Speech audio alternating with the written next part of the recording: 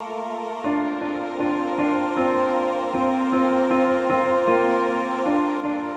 conta pra gente um pouquinho sua história.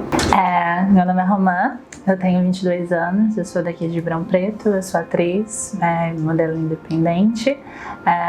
Eu comecei a minha transição, vai fazer 2 anos, no final desse ano.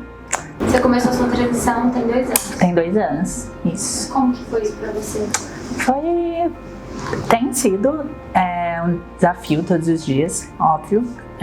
Nós somos o país que mais mata transexuais e travestis no mundo, então conviver com esse peso para uma pessoa que tem 22 anos não é a coisa mais simples do mundo, óbvio, mas tem sido também realizador para mim. Quando eu comecei, eu tive vários medos, vários impasses, eu perdi muitas pessoas durante todo esse período de transição, mas ganhei muitas outras pessoas. Descobri que outras pessoas que já estavam na minha vida eram muito mais maravilhosas do que elas pareciam, inclusive minha família, e isso foi muito fortalecedor para mim. Então, ainda sempre será um desafio, mas me sinto completamente realizada, assim. E como é que foi seu processo de descoberta e aceitação? Então, quando eu tinha 16 anos, quando eu era criança, eu sempre soube que eu era uma pessoa trans, mas quando a gente é criança, a gente não sabe nenhum termo, a gente tinha muito mais informação do que a gente tem hoje. E a primeira vez que eu lidei com a palavra transgeneridade foi quando eu tinha 16 anos. E quando eu li sobre o significado daquilo, eu me afastei completamente, porque eu sabia tudo aquilo, todos os tipos de dificuldade, a partir do momento que eu me assumisse como aquela pessoa. E eu me afastei quando eu tinha 16 anos e eu neguei aquilo por 3 anos, que foi quando eu comecei minha transição aos 19. E foi uma coisa que eu não tive mais como segurar, eu precisava continuar e entender que seria difícil, mas seria mais leve, mesmo que seja difícil, sabe? Não sei se faz muito sentido. Quando eu comecei a minha transição, que foi numa época onde começou a ter mais informação, principalmente assim na internet, só que eu não tinha ideia nenhuma sobre informações de como eu poderia transicionar de uma forma que fosse mais acessível para mim, porque eu não sou uma pessoa socialmente com uma economia social elevada ou classe média, uma pessoa com a renda bem baixa, e isso para mim parecia muito utópico, porque os hormônios eles são caros, algumas cirurgias também. Eu não sabia que o SUS, por exemplo, oferecia um programa para pessoas trans. Então eu fui pesquisar sobre uma psicóloga, porque eu acho que a primeira coisa que eu precisava cuidar era da minha mente, porque era uma coisa que eu tava ficando muito atordoada.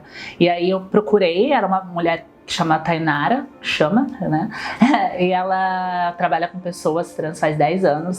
Muitas coisas eu tenho que agradecer a ela hoje, ao profissionalismo dela. Me abre um leque de possibilidades de que eu poderia existir, que eu poderia ser e que eu poderia viver, mesmo que todos os dias eu ouvisse que isso era impossível, sabe? Pelo menos de uma grande maioria da sociedade brasileira. Não só brasileira, né? Mas a partir do momento que eu descobri que eu tinha todo esse leque de possibilidades, eu fui atrás de todos os meus direitos.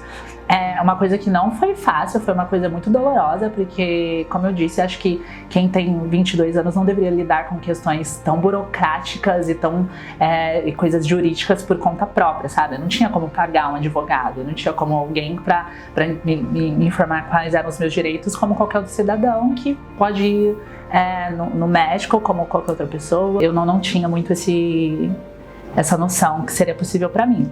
E aí ela me abriu esse leque de possibilidades e eu consegui. Você se considera uma pessoa 100% aceita? Não, acho... E por você mesma? Acho que ninguém, na verdade, sabe? Tipo assim, eu acredito que no mundo que a gente tá, a gente vive numa constante mudanças do que são padrões, sabe? Olhando o mundo da moda e olhando o mundo de tendências, a gente passa por 1000 coisas e quando algo está encaixado dentro de um padrão, tudo depois que passa de um tempo vai sendo considerado um padrão completamente diferente. Então eu sinto que eu sou uma pessoa muito feliz com a minha personalidade. Eu sou uma mulher muito mais confiante, eu sou muito mais feliz. eu desenvolvi uma maturidade muito grande, que foi eu acredito que foi um pouco forçado, mas hoje eu sou muito feliz de ter realizado, porque acho que o mundo teria me engolido de uma forma muito mais forte, muito mais pesada. Mas sim, acho que todos os dias quando eu olho no espelho, acho que todas as mulheres passam por isso todos os dias, sabe? Mas hoje é uma questão mais confortável. Algumas pessoas trans, que por exemplo no meu caso, tem um termo que é chamado disforia de gênero, quando você enxerga algumas coisas que não são adequadas com o seu psicológico. Então tem alguns dias, até mesmo por isso que é importante fazer o acompanhamento psicológico, o acompanhamento com endocrinologista. Não é só uma coisa externa, mas é muito com o que a gente sente aqui dentro também, o que está muito dentro da nossa mente. E colocando todas essas questões, a disforia de gênero muitas vezes ela acaba atacando de uma forma que não é a culpa da pessoa trans, sabe? A gente cresceu numa sociedade transfóbica, e hoje é uma coisa que nós estamos tendo passos de bebês para que seja mudada, mas enquanto nós tivermos uma sociedade com padrões cisgêneros muito fortes, vai ser muito, muito difícil cada dia mais a gente se sentir completamente segura de, às vezes, comprar um pão. Não é uma segurança e não é nossa culpa, sabe? É uma coisa que a gente tenta desconstruir todos os dias, mas eu acho que a disforia de gênero, ela acaba pegando um dia a mais que os outros e às vezes acaba derrubando a gente. E como é que foi a aceitação da sua família e dos seus amigos?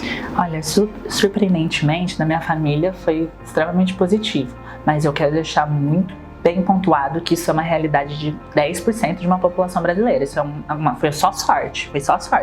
Minha mãe, eu fui criada dentro da igreja evangélica, a minha mãe é evangélica, o meu pai também era. Meu pai faleceu no meio do ano passado, final para o meio do ano passado, foi outubro do ano passado. Então, mas óbvio que meu pai sempre soube, eu tive uma relação muito boa sempre com meu pai, nunca tive problemas assim diretamente com ele, e sempre uma surpresa quando eu falo para as pessoas, porque sempre costuma ser mais vindo do pai, essa questão com pessoas LGBTs, né? Mas com meu pai sempre tinha uma relação muito boa. Com a minha mãe a gente tinha uma relação mais próxima uma da outra quando eu era muito pequena. E aí, num tempo da minha adolescência, a gente brigava muito, a gente se distanciou. E foi essencial quando eu cheguei para os meus pais e falei: olha, eu sou uma pessoa trans, sou uma menina trans. E expliquei, falei para eles tudo o que aquilo significava. E eu estava preparada para sair de casa, porque eram as consequências que eu tinha na minha cabeça do que aconteceria. Porque isso ficou implantado na minha cabeça desde a época que eu saí da igreja. Que os meus pais não iriam me aceitar dessa forma. E a minha mãe foi incrível, ela realmente puxou meu tapete, ela disse que ia continuar me amando de todas as formas e que nada disso ia mudar. A gente chorou muito, foi um momento muito, muito legal. E hoje minha mãe é minha melhor amiga. Existiu ou ainda existe algum fator religioso que te atrapalha dentro da sua jornada hoje? Porque você ainda está em processo de transição. Sim. Você acha que existe ou existe algum fator? Com certeza, né? Acho que o fator religioso ele é um fator muito agravante para todas as pessoas trans, porque é uma sociedade que na sua maioria cristã, e são as pessoas que estão num poder muito alto, possui um poder aquisitivo muito alto. Isso acaba interferindo em muitas das nossas conquistas, porque algumas conquistas da população trans foi pelo STF. Então não são leis que vão ficar ali de uma forma que alguém não possa tirar, sabe? Então todo dia viver com esse medo de que algumas pessoas, fanáticos religiosos, essas coisas consigam tirar algumas conquistas nossas. Então acho que isso para todas as pessoas é muito triste, porque isso nos afasta de algum contato próximo com algo que é dito pra gente que seria bom, mas que por outro lado nos afasta completamente disso, sabe? Do amor que é pregado. Isso não é para todos, sabe? Esse amor não foi feito pra mim. E ainda eu tenho uma dificuldade muito grande, por exemplo. Eu tento todos os dias não estar assim com todos os cristãos, mas toda vez que alguém me diz que eu já tenho uma barreira, mas muito na defensiva. E eu não queria sentir isso, por exemplo.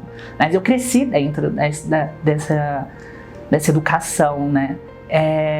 E isso me pesa todos os dias, sabe? É uma coisa que vai demorar muito tempo pra eu me sentir completamente confortável em não ser um impacto quando alguém diz pra mim que é católico, evangélico, sabe? Um cristão de forma geral. Então, com certeza, é um medo que eu tenho todos os dias. Eu tenho um medo de pessoas cristãs no geral. E quais são os principais desafios que você enfrenta durante a sua transição? Olha, uma das coisas é o medo de não saber se eu vou voltar. Tem uma coisa que a primeira contato que a gente tem, acho que principalmente mulheres trans, é que a expectativa de uma mulher trans no Brasil é de 35 anos de vida. Então isso me aumenta uma questão de ansiedade, porque eu sinto que eu quero fazer as coisas de uma forma muito rápida, porque eu não sei se eu vou viver. E aí isso é estranho, porque eu nunca sentia isso antes da minha transição, e eu sinto que isso mudou bastante. E é uma coisa que eu penso todos os dias da minha vida, é muito estranho, parece que vem de uma forma inconsciente. Pode ser na hora que eu tô comendo, na hora que eu tô sentada no sofá assistindo Netflix, ou na hora que eu vou dormir, sabe? Em algum momento do dia isso vai passar pela minha cabeça. Eu espero que isso seja quebrado, com certeza, mas esse medo de ir e voltar para os lugares, uma fobia social de alguns espaços onde eu não tinha, onde era para mim tranquilo ocupar, hoje já não me sinto tão pertencente. Espaços como mercado de trabalho é muito, muito difícil. Você trabalha? Eu atuo como atriz, mas, por exemplo, antes eu dava aula de teatro para crianças e hoje eu não sou mais chamada, por mais que eu tenha um bom currículo, porque eu sei que eu tenho um bom currículo, sabe? Eu sempre só trabalhei com teatro na minha vida, e hoje isso não está sendo mais possível, porque as escolas não me contratam realmente para dar aula de teatro para as crianças. E isso atrapalha bastante, porque a gente precisa viver, pagar as nossas contas, e só um agravante de ser quem eu sou, isso me possibilita de muitas coisas. Então, são todas essas questões. Tem a questão da saúde pública, que é muito triste para pessoas trans, tem toda uma cartilha no teórico de que é oferecido, mas na prática é muito diferente. E ter que ficar lutando por essas coisas básicas é muito cansativo às vezes, sabe? Então, se cuidar de todas as formas possíveis, se cuidar do nosso corpo de forma saudável, da nossa mente, é uma coisa que eu tento fazer todos os dias para não desenvolver nenhum outro tipo de questões, sabe? Tipo, ansiedade, depressão e essas outras coisas. Essa expectativa de 35 anos é um dado da OMS? Isso, de vida, de pessoas trans. Mas por conta de medicação? Não, por conta de transfobia. Na verdade, envolve muitas questões. Tem a questão da falta de saúde para pessoas trans, por exemplo, porque muitas pessoas trans não sabem do acesso que elas têm no SUS. Por exemplo, uma menina de 14 anos, muitas se assumem muito cedo, os pais expulsam elas de casa, elas não têm informação nenhuma. O único lugar que acolhe essas pessoas é a prostituição, porque elas não podem fazer as próprias matrículas para continuar na escola e nenhum trabalho pega elas. Essas meninas são apresentadas ao mundo sem nenhum tipo de informação e dizem que a única forma de sobrevivência para elas é a prostituição. Então elas vão se prostituem, elas passam por qualquer outras questões com relação ao corpo como qualquer outra menina cis. Então elas são apresentadas pelo mundo coisas como anticoncepcionais, que são extremamente destroem o corpo tanto de mulheres cis quanto de mulheres trans. Não é uma coisa que nós deveríamos ingerir nos nossos corpos. Tem a questão do silicone industrial e tem a questão da transfobia, que são os assassinatos, né? Então tem todos esses agravantes que fazem com que uma pessoa trans não passe de 35 anos. E qual foi a sua maior dificuldade que você já passou, desde o momento que você se aceitou, quando você contou para os seus pais, até, por exemplo, hoje? Eu acho que eu não sei se eu conseguiria balancear uma única questão de falar, nossa, isso foi a maior dificuldade que eu já enfrentei na minha vida, sabe? Acho que são muitas questões e são muitos momentos, sabe? Eu já sofri algumas transfobias em que momentos onde eu estava muito bem comigo foi muito mais fácil de resolver. E em outros momentos eu já sofri algumas questões mais veladas onde isso me pegou completamente, de uma forma completamente diferente. Então acho que não tem como pesar uma única coisa como, nossa, essa é a coisa mais difícil que eu já passei, sabe? Acho que não tem como selecionar uma dentro da minha trajetória. Eu não consigo, por enquanto eu não consigo fazer isso, sabe? Com você acha que existe uma questão muito forte de estereótipo E que o preconceito é mais velado ou que ele é escancarado? Acho que das duas formas. Existe um grupo muito bem dividido. Acho que as pessoas que estão mais abertas, elas têm um vocabulário construído de várias formas. A nossa população tem um vocabulário machista, um vocabulário racista, um vocabulário transfóbico. E por mais que não seja intencional, muitas vezes as formas de se expressar são transfobias veladas, sabe? E por isso que a gente está tendo a educação de transformar e de desconstruir todas essas formas de se expressar e do que é ser uma pessoa trans e do que não é, a trans que deu certo e a trans que não deu certo, sabe? Não existe esse lugar, mas também a gente tem a transfobia que ela é direta, né? Eu, por exemplo, me dei conta de que hoje eu abri meu Instagram, uma mulher trans foi assassinada, e é sempre um assassinato de uma forma muito brutal, não é só um tipo de assassinato, ela foi acorrentada numa cachoeira, então, lá no Ceará. Então, é muito decorrente, sabe? Não é só, tipo, levou um tiro, levou uma facada, por mais trágico que ainda também seja, mas essa forma cruel, ela é muito escancarada de você não deveria existir, e eu vou usar você como exemplo para todas as outras, sabe? E o que seria um tipo de um preconceito velado? Tipo, qual um exemplo de um comentário? Basear uma pessoa, a existência dela unicamente na existência de uma outra pessoa que é impossível que ela se torne. Por exemplo, eu sou uma pessoa trans. Por mais passável que eu me torne durante o meu processo de transição, passabilidade é um termo usado para mulheres trans ou homens trans que atingem um nível de aparência física, onde quando ela passa pela sociedade ela não é reconhecida como uma pessoa trans. Mas por mais que eu atinja um certo nível de passabilidade, eu não estou dizendo que a passabilidade é uma conquista, é o desejo de pessoas trans, ela só é mais uma consequência, mais uma questão de algumas pessoas que desejam, outras pessoas que não, mas que por mais passável, eu sempre vou ser uma pessoa trans. E as pessoas cis sempre esperam que pessoas trans sejam pessoas cis, e é uma coisa que isso nunca vai acontecer. Por exemplo, se eu falasse assim, nossa, mas você nem parece. Exatamente, é uma transfobia velada. Porque eu não passei a transição para me tornar cis, porque isso não vai acontecer. E eu tô muito bem sendo uma mulher trans, eu sou muito feliz e tenho muito orgulho de falar, não tem por que esconder isso, por mais passável que eu me torne. E é isso que é certo cultivar, de nós não termos vergonha de tentar ser algo que nós não vamos ser, sabe? Somos todas mulheres, sim, mas nós temos as nossas diversidades entre mulheres. Nós temos mulheres negras, mulheres brancas, mulheres gordas, mulheres magras, mulheres altas, mulheres de ombro largo, mulheres de testa mais avantajada, mulheres com pelos, mulheres sem pelos, mulheres de todas as formas, sabe? E acho que isso tem que ser glorificado de alguma forma, sabe? Ok, quando nós estivermos juntas, somos todas mulheres e nós não precisamos ver realmente uma desigualdade dentro disso. Mas dizer que essa desigualdade não existe é tampar os olhos enquanto pessoas estão morrendo por conta disso, sabe? Isso não é justo. E como é que você lida com esse tipo de preconceito, seja ele velado ou não? Acho que não tem uma forma única, né? Uma fórmula de lidar. A minha fórmula depende muito de como vem, sabe? Da minha personalidade, eu tenho uma questão de ser muito debochada. E eu não tenho problema com isso de verdade. Então, se é uma pessoa, ainda mais eu acredito que quanto mais nós nos colocamos limites de dizer eu sou uma pessoa desconstruída e leve e fora de preconceitos, isso já é pra mim de uma soberba tão grande que eu já fico assim, não é, eu não sou, ninguém é, sabe? A gente tá aprendendo todos os dias. E aí eu acho que quanto mais eu sinto isso das pessoas, mais meu deboche aumenta. Porque eu acho extremamente engraçado, porque a pessoa está pagando de uma forma, de uma coisa que ela não precisa se posicionar, porque tá tudo bem a gente errar, e falando às vezes algo transfóbico, sabe? Então, óbvio que eu vou jogar com aquilo. E quando são questões de violência mais física ou explícita, nunca aconteceu comigo de forma... Eu nunca sofri uma agressão física, por exemplo. Durante a minha transição, eu acredito que tenha, e isso é muito importante reconhecer, alguns privilégios. Eu acredito que tem a ver um pouco com o meu aparento. Eu nunca fui assediada por ser trans, mas já por homens pelo fato de ser mulher, isso, muitas vezes.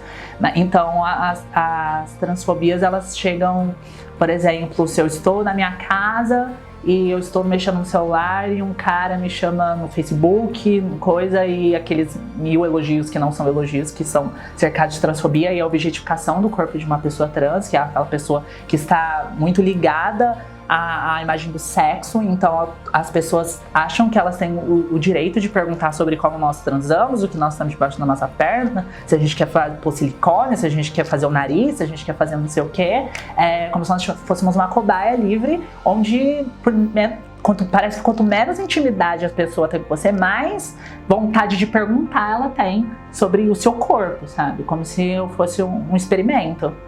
E qual que é o tipo de preconceito que você tem em relação ao universo que você vive?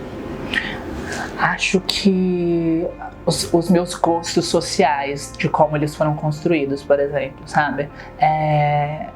Por exemplo, se eu vejo um homem que é um pouco mais afeminado, logo a minha mente associa que ele seja um homem gay. E isso é muito errado, sabe? Porque esse é um dos motivos que, óbvio, que vem construído junto com o machismo, de homens serem da forma que eles são. Porque quando a gente vê uma brecha, logo a gente quer duvidar, às vezes, da sexualidade dele, ou de como ele, de trejeitos, de como se porta, e colocar aquela pessoa dentro de uma caixa por conta de um estereótipo. Acredito que esse seja um dos preconceitos que eu carrego, mas acho que venho me desconstruindo de outros a partir do momento que a gente se coloca para estar ali, sabe? Porque somos todos iguais, vamos todos nos amar, mas a gente precisa botar isso mais em ação do que só na prática, sabe? E tem alguma coisa que você gostaria de dizer para as pessoas sobre a sua forma de ser mulher?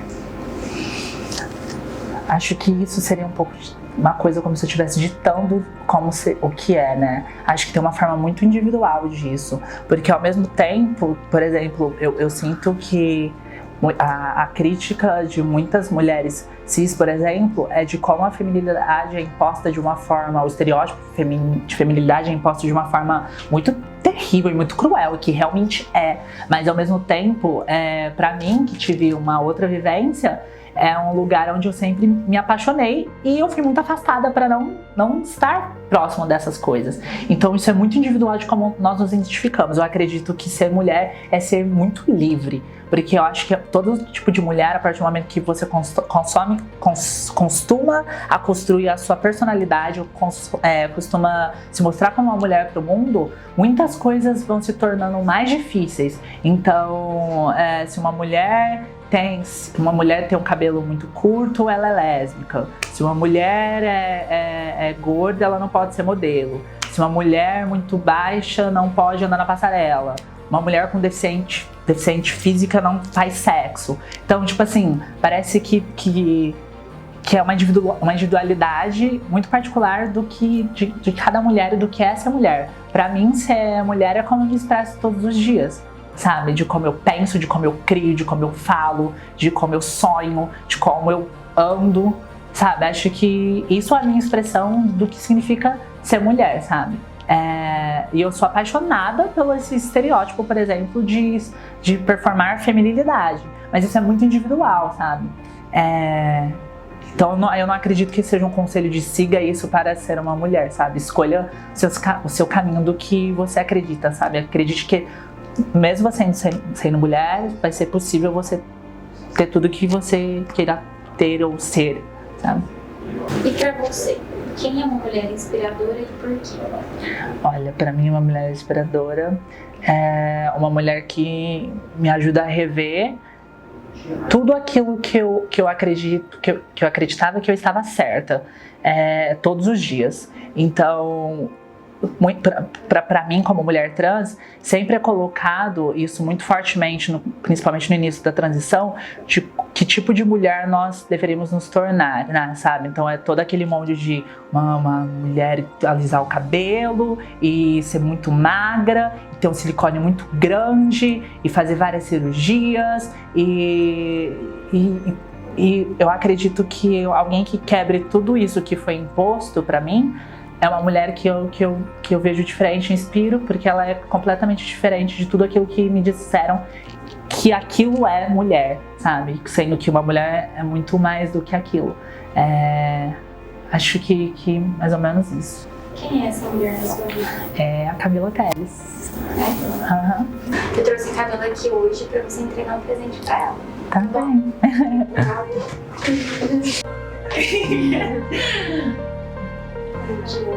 Eu também, Conta pra gente um pouquinho, então, o que te inspira na Romã? A Romã, como uma amiga, como mulher, ela me inspira só pelo fato dela sobreviver todos os dias, dela resistir todos os dias, dela lutar todos os dias e a força que ela tem de se manter viva e lutar pelos seus objetivos. Me inspira bastante ter ela do meu lado, ter ela como companheira de trabalho, companheira de lazer, companheira do dia a dia, de estar na minha casa, de frequentar o mesmo ambiente que eu frequento, de dar força às vezes quando eu não tenho, de estar perto só pelo fato de estar perto, sem às vezes precisar falar nada. Então a Romã, ela me inspira só pelo fato dela estar viva e de ser minha amiga. Você me inspira pelo fato de existir, de estar presente e ser quem você é nesse mundo meio cruel que a gente vive. Então você me inspira pelo fato de ser você. E eu amo muito você. Eu te amo. Eu sou muito chorona, gente.